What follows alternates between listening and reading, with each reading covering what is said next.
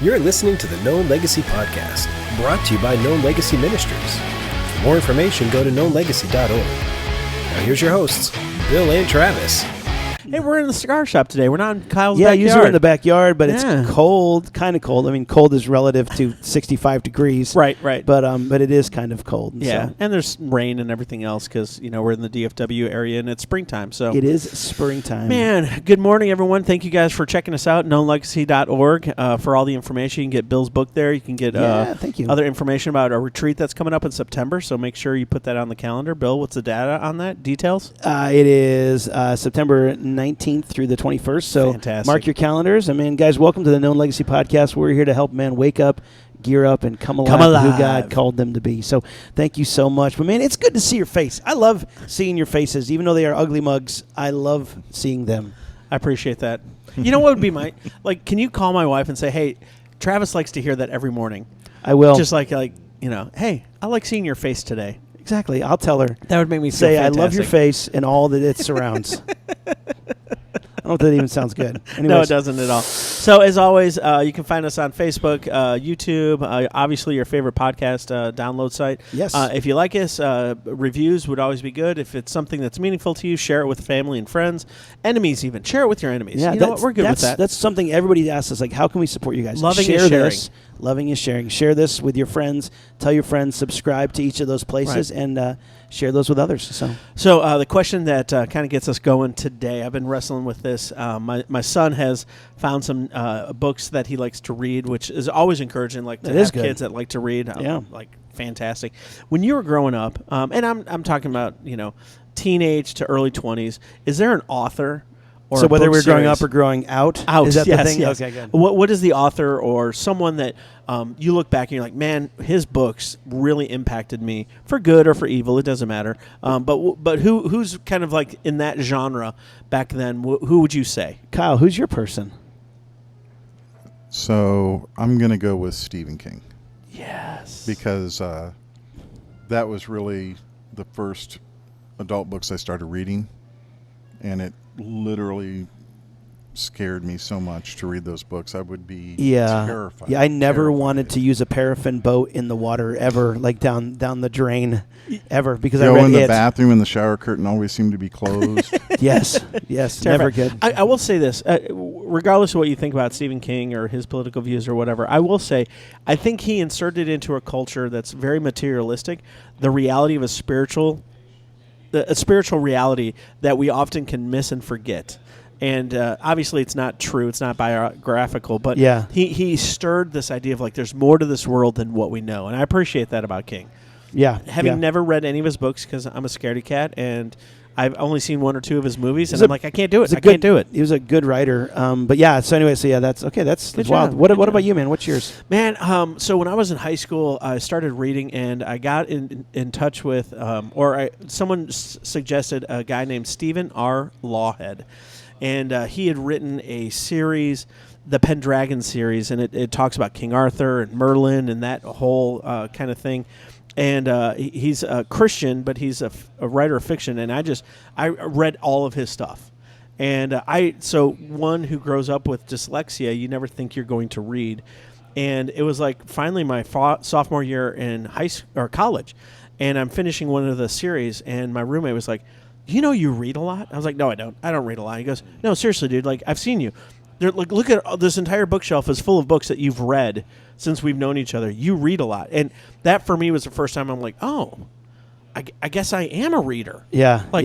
That's crazy. I never saw myself as a reader. And so thank you, Stephen R. Lawhead. That's for interesting. Giving me that's kind gift. of a random, I don't know that name, but I mean. Yeah. Not many people do. Nice. That's all good. Nice, man. That's all good. So I guess for me, it's John Maxwell. And that was more when I was growing out than when I was growing up.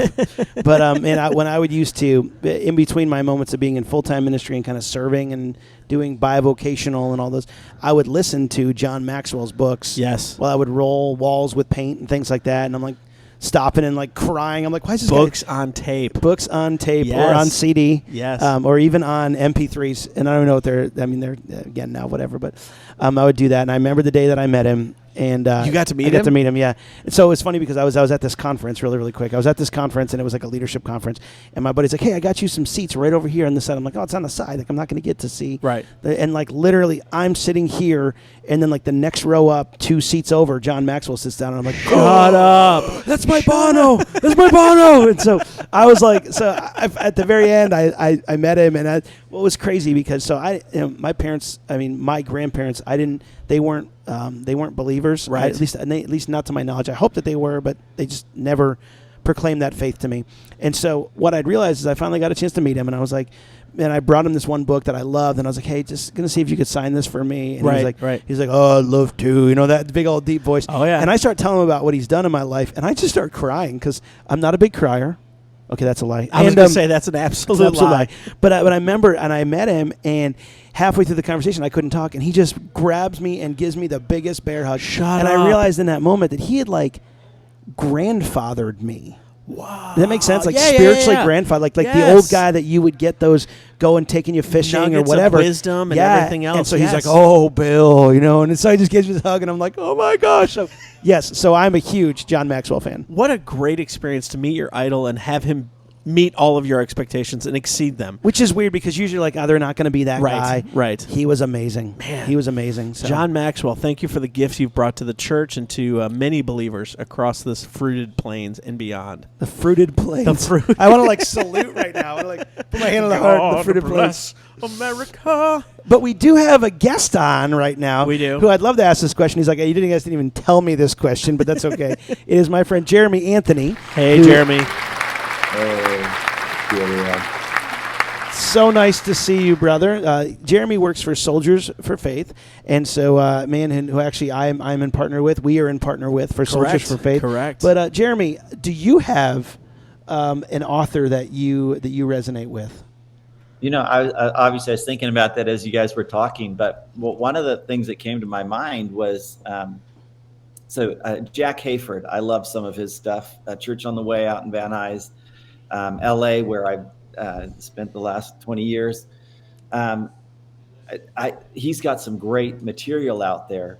But when you were talking about John Maxwell, it reminded me of the time when I ran into him, and it was at a big conference. And, when you've read somebody's material and you really appreciate them, like you talked about with John Maxwell, when you meet them in person, you're hoping that they're not a jerk. Yeah. Yes. Sometimes, you meet somebody, and you have stories. Your son meets, some hockey player that he loves, and the guy's a complete jerk, and you're like, right. Man. So I ran into him at this conference, and it was totally. I think he had come out of the bathroom, like it was. We're not supposed to be meeting. Yeah. And I'm thinking this guy should just totally ignore me because he doesn't know me. He's important. I'm not. And he was so kind to just stop and acknowledge me, say hi.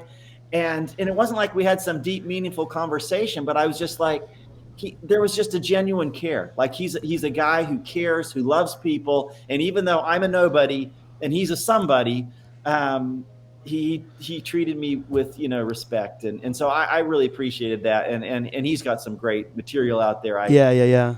Study Bible. Like I bought it for my wife. So yeah, that's what came to my mind. That's fantastic. So he's your guy. He's your guy as well, is what you're saying? Yeah. Nice. I love how we can be influenced through, whether we meet them or just through the words. And, that's why I appreciate the book that you wrote, Bill. And thank you. If you haven't picked it up yet, I would encourage you guys to pick up the book. Because, again, you're influencing people that you may never meet, but the words that God has put in your heart and in your mind to share through that written text can influence and impact them beyond our wildest imaginations. Man, thank you so much for saying that. I know you can get them at morethanyobook.com. That's a cheap, shameless thing, but okay. But I do appreciate you saying that. Thank you for your kind words. And but good thing it's our show, so we can do that. It's okay. We're not it's good. But Jeremy, thank you so much for being on today, man. Share a little bit about your story, where you started, because I've known Jeremy for about 6 months to a year, I think, at this point. And man, just getting to meet him and hear his story, and I'm like, oh, I got to get this guy on, because of his step of faith and just where you started, in California, and then moving to Nashville. So share some of your story about your kind of where you've been from, where you're from. Yeah, well, that's I'll give you the short version here, because I was born in Minnesota. So you're talking about cold earlier, and yeah, the difference in cold: California cold, Minnesota cold. Yeah. Kind of different world there. Born in Minnesota. When I was about 7, we moved to New Zealand. So I actually grew up in New Zealand. Actually, we moved to an island off the coast of New Zealand. So kind of a picture like Lord of the Flies, but with adult supervision, like middle of nowhere. You got to swim with the stingrays and the sharks and the dolphins and eels in the stream. Anyway, lived in New Zealand for most of my growing up, went to school in New Zealand, went to college, degree in computer science, started working for a big software company, but always knew God had a call over my life to be in ministry. So after ended up moving back to Minnesota, where I went to Bible school, and just because I felt like that's what God was leading me, thought I was going to end up there, but ended up in LA after that time, working at a large church there as a youth and college pastor. So there's a quick catch up to where I got to LA. Yep. Thought I would live there for most of my life, and then God. Wow.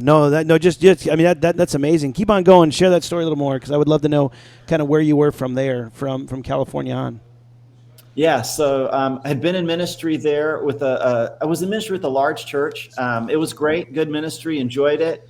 But I wrestled with the size and whether or not we are really doing community well and discipleship well. And so I just felt, I remember one Sunday I was standing at the back of the church, and I knew, I would teach. I'm the college youth pastor. I mean, I know a lot of people, but I'm standing at the back of church and I'm going, who are all these people? And what it made me sad, because I thought, are we reaching them, or are they just coming for this event? And so I really, it grasped the number of people who would sit in church and kind of do nothing, and I knew a lot of people in the church, and I'd sit there some Sundays and I'd think, I know personally, 20 men in this church who are excellent teachers, and they come here every Sunday and they just sit here, and I thought, it's just, I don't know, that just, God does sing in big churches and little churches, but that just stirred me. And we ended up planning a church in LA. Yes. And so kicked that off. Thought that would be, went through the initial church plant wrestling of like, am I going to be able to have a salary? Am I going to feed my family? I know that one well. Those feelings. Are there going to be more people on stage than in the congregation this morning?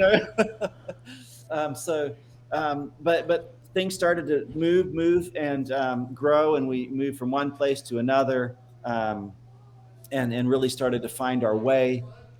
Probably about 5 years into it, we had an opportunity to merge with another church, an older pastor that we had met. He was going to retire. And we needed a bigger place, and he had a bigger place. And of course it's LA, so it's not like, there's property everywhere. And so we were excited. And he said, why don't you come? Let's join the churches together. I'm going to retire. You can take over our facilities. Everything was paid off. I mean, this is like a pastor's dream, right? You got this multi-million-dollar property, and it's all paid off, and it's a dream until it becomes a nightmare, man. It's a dream till it becomes a nightmare. There you go. Yes. And so speaking of dreams and nightmares, so we started moving towards it. We had a younger congregation. He had an older congregation. I mean, everything just looked like it was going to fit, And so we I met with his board. We started making plans to like, what's this going to look like? How are we going to do this? Talk to my leadership team. And that's, I thought this is where we're going. My wife was in, this, your wife sometimes knows things that you don't.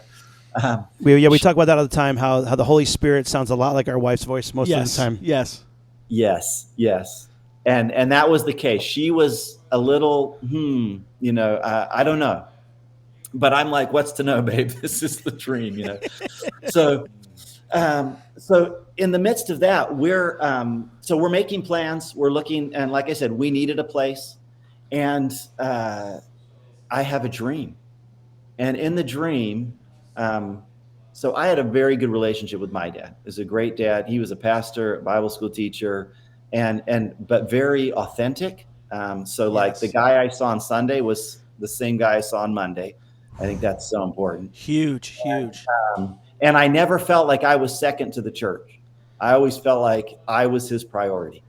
And so there's a message for people in ministry. I think those are two key things to having your kids, because I'm a pastor's kid and a missionary kid, and I still love Jesus, right? So he did something right. Yep. Wow. And so, but so I had a great relationship with my dad, but he passed away suddenly, had a heart attack when I'd only been married for a year. There's a whole nother story in that. But I say that because he was a good influence on my life. We'll get to that with one of the 5 here, but he, in this dream, so he's passed away. So in this dream, I'm walking with him, and I stop him and I turn to him and I said, hey, Dad, talking about this church that we were going to merge with, what should I do? And he looks at me and he says, don't do it. And then I wake up, and I mean, cold sweats. And I'm like, oh, what is happening? I wake up my wife. I'm like, yeah, maybe we shouldn't do this. Like, I mean, and I'm not a guy who I don't get lots of dreams. I'm not like a guy who's, God speaks to me that way. Like there maybe have been a couple, but I mean, that's been the most, so clear. And it wasn't like there was a lot of interpretation, Right. Daniel, some statue, like, what does this mean? Oh, you, O Nebuchadnezzar, are the head of gold. It was like, I'm like, don't do it. So of course I had to step back, and we had to kind of, I had to tell this other pastor and them, I'm like, hey, sorry, I've got to step away. He's like, did we do something? What's happened? What's wrong? He wanted to retire. And I was like, no, I told him, and I don't know why, but I have to step away from this. And so we stepped away, and I wrestled with that. I probably for the next 6 to 9 months, begged God to give me another dream. Right. Where my dad says, go ahead. But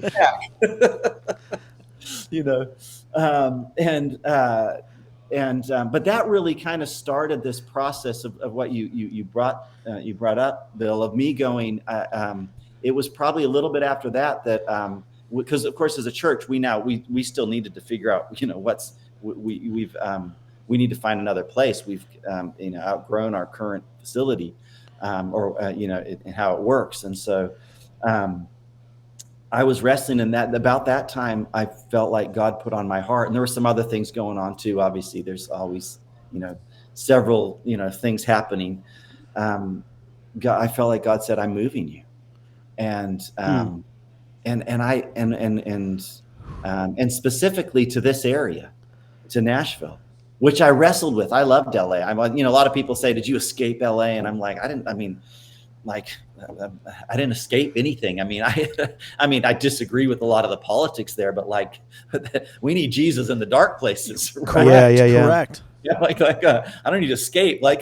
Heaven, we'll get to heaven someday. In the meantime, I want to be where we can take as many people with us as possible, right? Amen.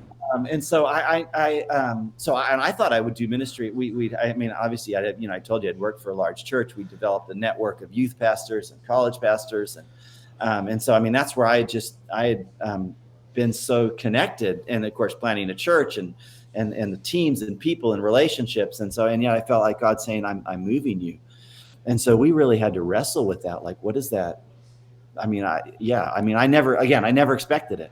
And it was a process. It was definitely not it was not like just a one-time word, it was okay, what do we do with that? What does that mean?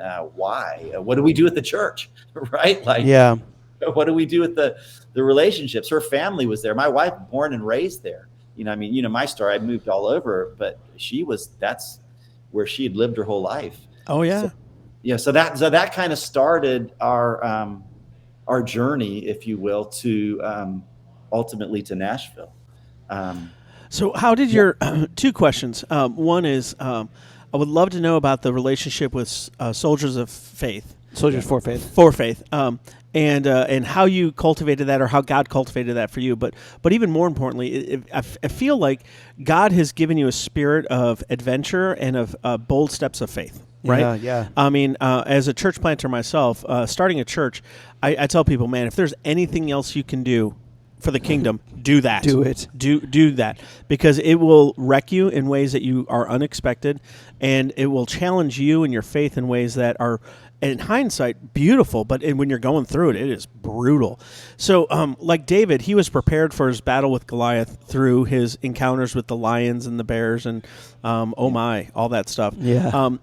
For you in your life, as you look back, what were some pivotal moments that God was forging your ability to take these bold steps of faith, to leave LA, to move to Nashville? Good to know that In-N-Out Burger is still in Nashville. But I would love to know kind of that story as well. That's I never wanted to plant a church. That was, if you had asked me growing up, I would be like, nope, have no desire. And so you say bold steps of faith. They don't feel like bold steps to me. I'll say that. I don't see myself as a real bold kind of guy. I'm not the kind of Jim Elliot, like go down to the jungle and be like, hey, let's preach to the Indians. I guess for me, it's been more of a, and maybe just how God's, worked in me. It's been more of a process.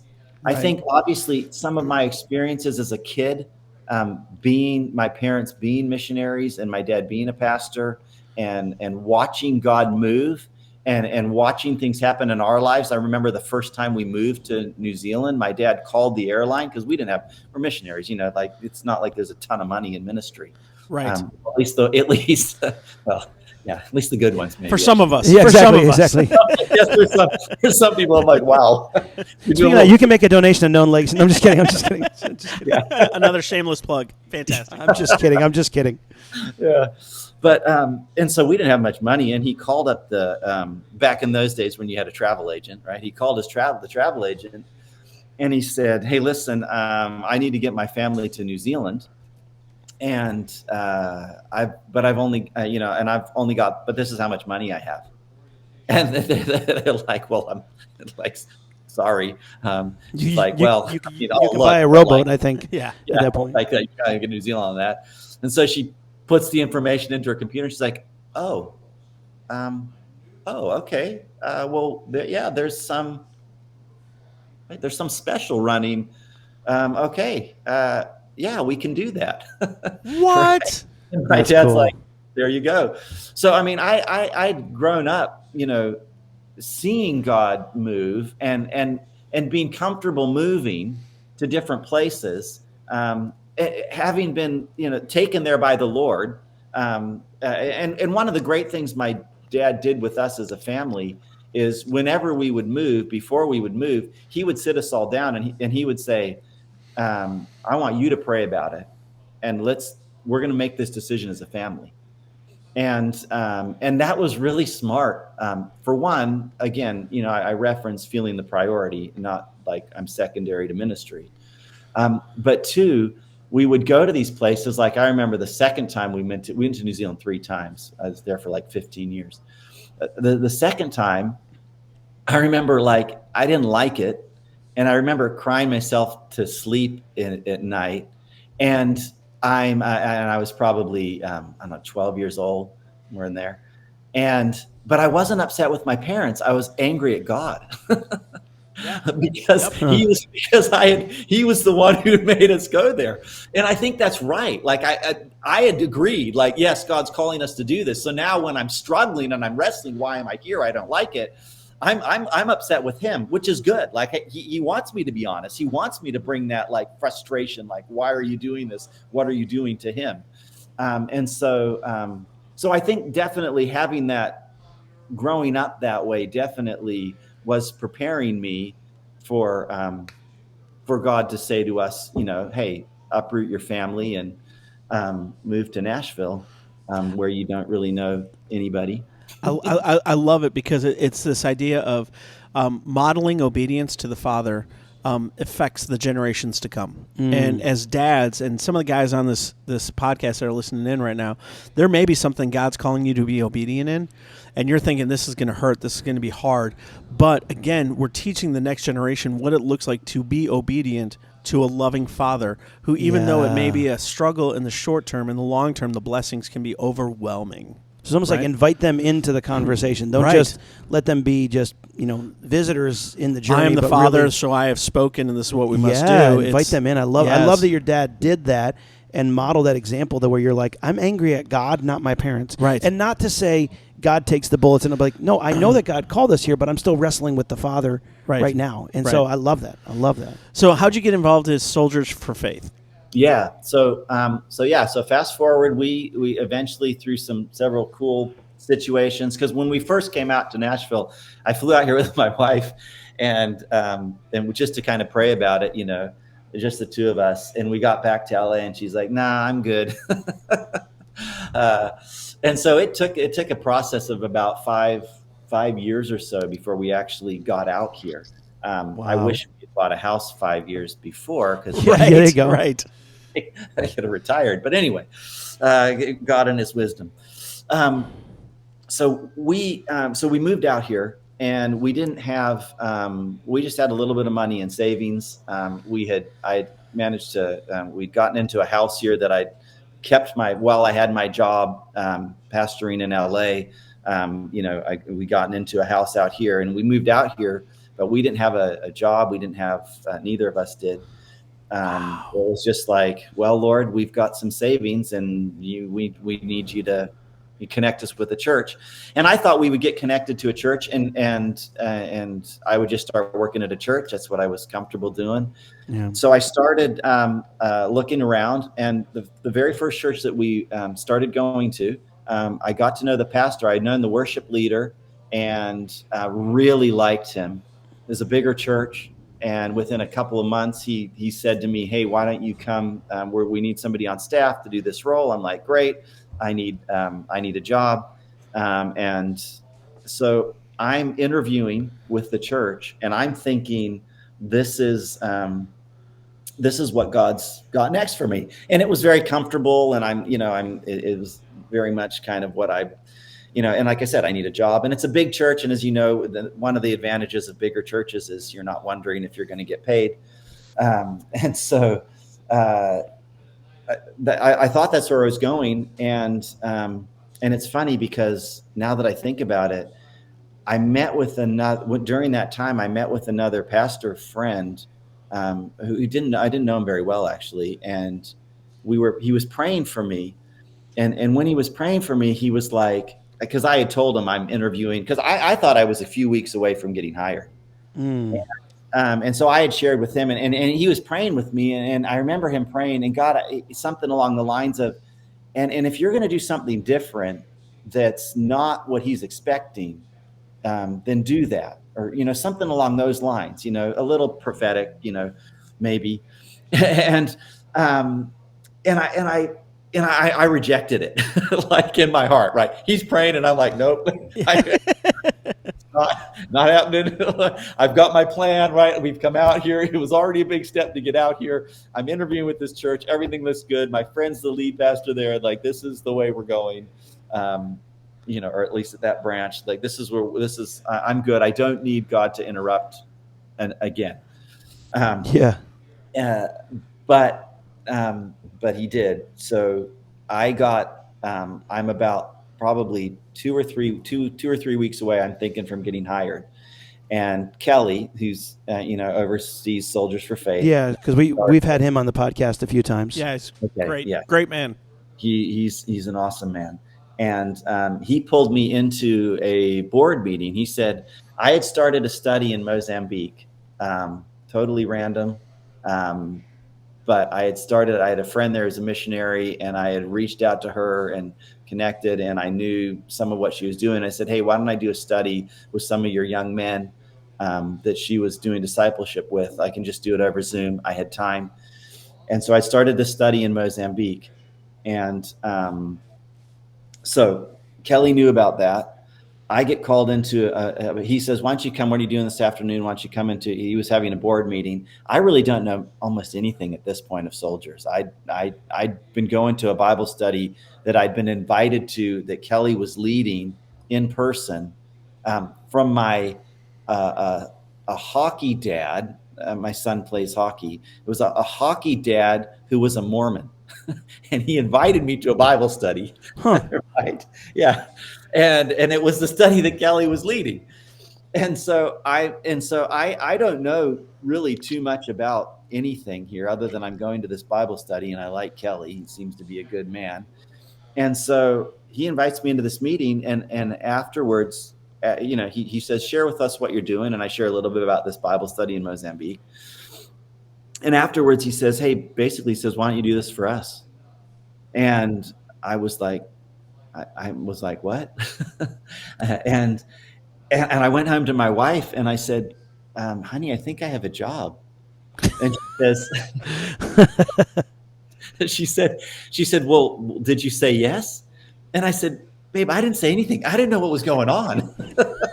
Like I was like, and the next morning, Kelly calls me and he's like, hey, I never really asked you if you wanted the job. Like, I love it. I love that. And I feel like, and it makes me think about, never underestimate the moments in between your waiting. Yes. Like there's so many things that you could have been like, nah, that's nothing or whatever. But I think, guys, I still see the sovereign hand of God in all this. Like there was what appeared to be wandering for a long time of what the heck are you doing? Amen. Right. Into God going, hey, I had one conversation from another individual that was like Chad was talking about in his story, where when he first, Chad Matson from Unspoken had shared that when he went on his missionary journey, his mission, he's not Paul, but anyway, when he went down to the Dominican Republic, half of his money was supplied by a gay, Hindu, who was like, hey, I just want to give you money for this. And so God does amazing God things. does, and I love that. Like that's the story that we shouldn't underestimate the moments in our day to day. I love that. So because you had fostered a posture of obedience. Yeah. And what I love is like I felt like that church that was kind of working with you twice now, two different churches that were kind of the lifeboat. Yeah. That you're like, oh, okay, I can get in this and I can be safe and I can weather whatever's ahead. And God's like, I'm using that to get you where I want you to go, and it's going to be different. And it may take a little bit more swimming, and it may take a little bit more desperation, but I am a God, and I desire your obedience. And so just be obedient in this situation. And I love that posture, man. Man, I need that more in my life. That's fantastic. I love that. No, that's really good. I think, one of the things I encourage guys with, and then I look back over that area, I'm doing this study in Mozambique. There's nothing in it. Right. I'm just doing it because I'm feeling like it's the right thing to do, and just be obedient.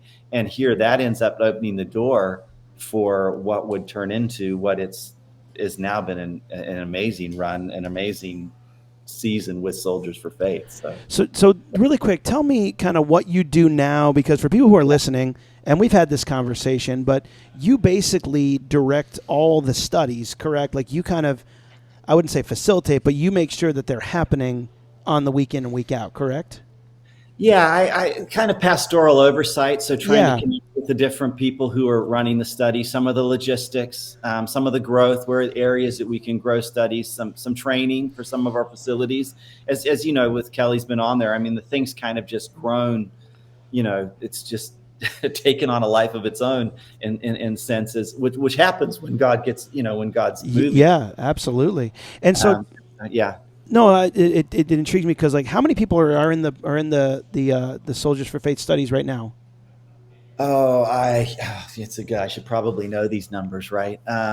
There's I think every week it's a 1,000 to 2,000, I want to say, who are actively in the studies, right? There's more than that we're ministering to. I mean, some of the things that we're doing, I mean, internationally, we do some of our studies. We'll have hundreds of people in these studies, which is not our goal. We prefer the smaller group discipleship. But So, yeah. so there's a guy listening, let's say, and he's being stirred by the Spirit to say, man, you got to get into a Bible study. And maybe there's nothing that's connecting as church, or maybe the church is lax in the discipleship approach in the first place, which unfortunately is entirely too it's too not rampant rare within anymore. our church. Yeah. How would a guy get involved in this? Is it for a specific type of person, or is it for anyone? Like, talk us through that a little bit. Yeah, no, that's great. That's great. Well, there's a couple ways. First of all, obviously, going to the website, you can see all the Bible studies there. I would say that, depending on where they are in their faith, if they're just kind of like, hey, I just need to grow a little bit here, I need to push myself a little bit, then our call-in studies, they're so easy to get on, and that's one of the things I love about it. Right? There's no like the barrier to entry is like next to nothing, right? Yeah. Like pick up the phone. You can be working out. You can be mowing your yard. I mean, you can be doing almost anything. Jump on a call and do it consistently, and you'll just start to see how the Word of God works on you. So that's my first thing would be, if you're just at that point where you're just like, I need to grow a little bit in understanding His Word. I need to just push myself a little bit, but I don't have a lot of time. Maybe I can't get out to the Wednesday night study at church or whatever, which, by the way, if you can, go do that. Right. But hey, get on a phone call. Like, just get on. You'll find it's amazing. You'll find you develop relationships. And if that's not where you are to begin with, you just want to listen in quietly, then do that. So we love that about the ministry and kind of our call-in studies. The next level, I would say, for those who are like, maybe you know the Lord, you're walking with Him, and you just need to find more places to, like, as an outlet, right? Where I need, then I'd say, let's get you into one of our international studies. And let's get you, and maybe this will stretch some people, but trust me, you know more than you think. If you've been in America sitting in church for any length of time, we're working with people who, some of them don't even have Bibles, right? Like, Right. Like in Mozambique, we tell them about the rainbow, and they're like, I thought the rainbow was evil. I thought it was. Oh, wow. Discussion here, I guess that may be a bad example, but No, it's a good example. Good example. but they, because they've been taught culturally that it's that where it ends at the end of the rainbow is like all these snakes, and it's wicked and it's evil, right? And you can just see the devil taking and perverting something that God was a sign of God's covenant and love for us, and that He's not going to destroy the world with the flood again to Noah. So I just say that if you've been sitting in church and and I think people have a lot more to give. So get involved, and we'll walk you through the process of how you can help lead and facilitate a study, either a study here or in another country. It's an incredible. There's some incredible opportunities. So. I love it. That's fantastic. Man, it's funny because as we're ending up the show, it's like I want to have you on again and hear more about your journey in all over in Hobbit land over there in New Zealand and all that kind of stuff. I mean, anything before we jump into the Fast Five, like final things, because I love this call to action because we see so many lonely people. Again, so you can sign up in the study. You can be involved. Is there anything else that they can do with Soldiers for Faith, to help out, to be a part of it? Any final things with that? Yeah, those are the main things. Get a hold of us. I'm trying to think. We have some prayer calls that are going on as well. Just want to get prayer. You can be part of those. That's another area of the ministry. I think that's probably. No, that's good. I love it. I think that's enough. I love the fact that, like, first off, there's no excuse. Like, if you find that you're alone in your faith, you don't have to be alone in your faith. There's an opportunity for you to do that. If you feel like God's calling you to some sort of obedience, you don't have clarity on it, maybe the first step of obedience is just to be a part of a local Bible study, a local discipleship group, or maybe it's something through Soldiers for Faith, where you're just sitting in the feet of the King of Kings, and allow Him to, on His timetable, stir you in the direction that He's calling you to go, to be obedient.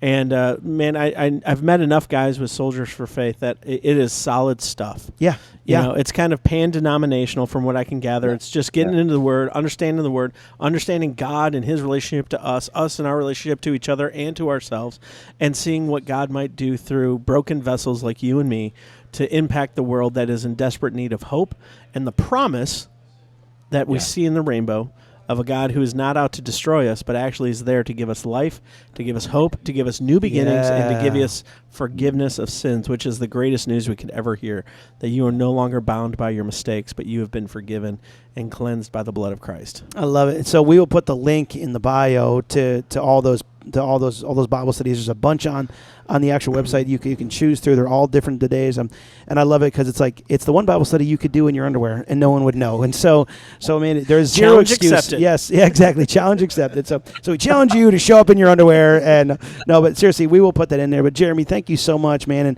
And as we finish up, any final thoughts or comments before we jump into Fast Five? No, I'm just excited. I appreciate the opportunity to be here, and I'm with you guys. I think there's no excuse, right? Let's don't whatever reason you're giving why.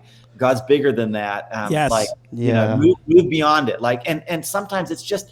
I just encourage. It's just make a little step. Like it's not like sometimes the enemy wants it to seem like this huge thing. Like, well, you're gonna have to, even in my life, where you uproot and move somewhere else. No. Just take the small step. Like you take that small step of obedience, and then God opens up the doors. Like it's not.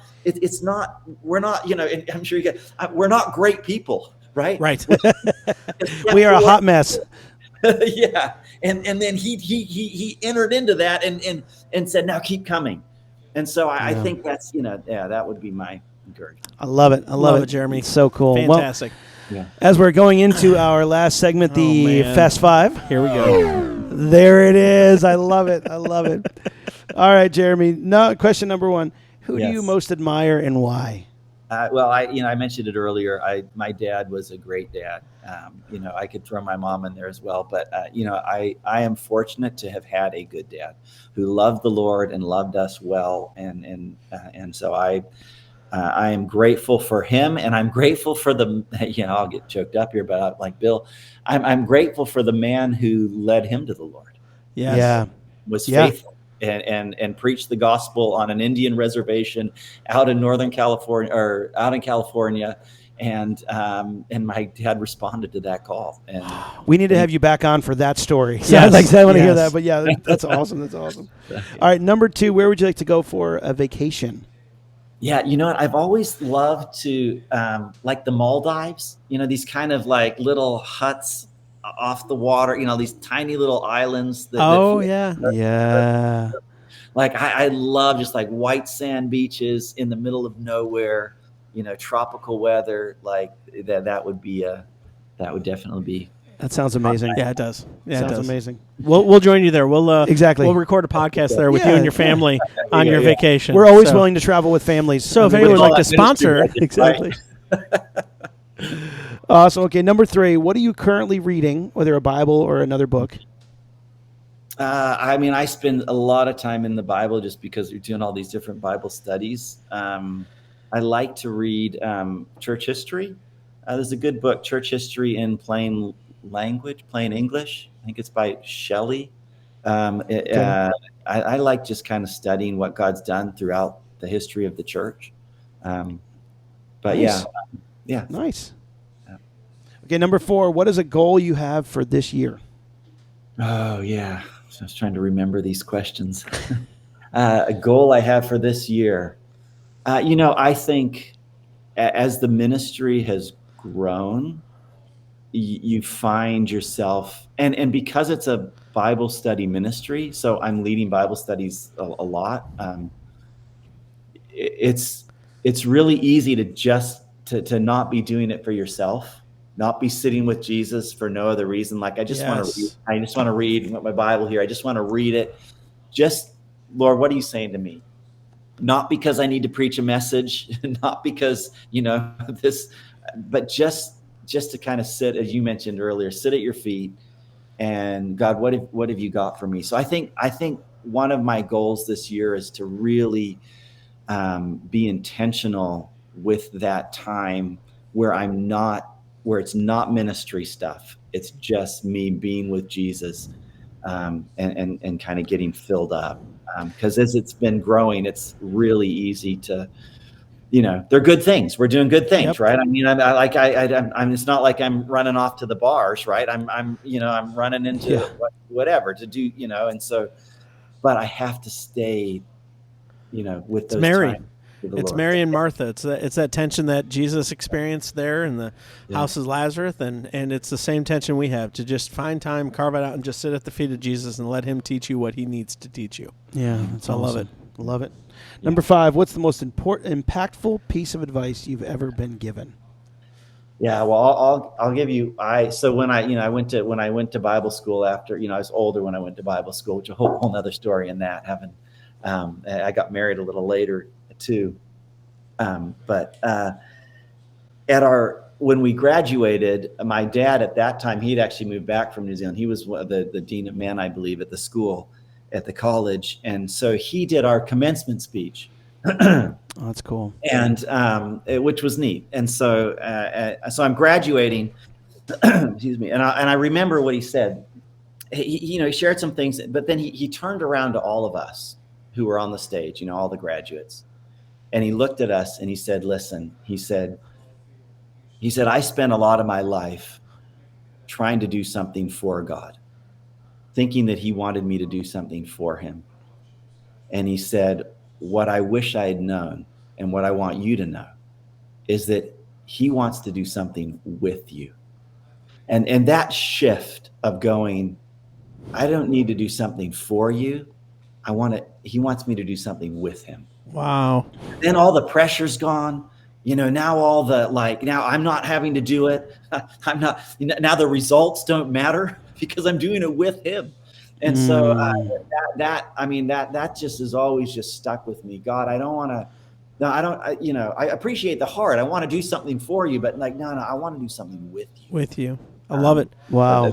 I had to finish on a thought. Man, that's a great way to finish, man. Yeah. Jeremy, thank you so much for being on today. I know it's so good. We always have a good mic drop on every single one of these. I love it. Yeah. So, Jeremy, it's been a blessing having you on. We'll have you on again, man. And, guys, you can check out all of those Bible studies. We'll put the link in the bio for Soldiers for Faith. And, Jeremy, again, thank you so much for being on Jeremy. Today. Guys, thank you so much for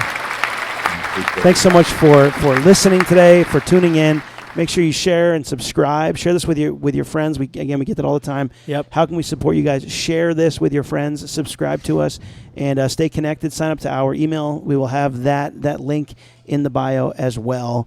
Travis, any final thoughts? Man, God bless you guys.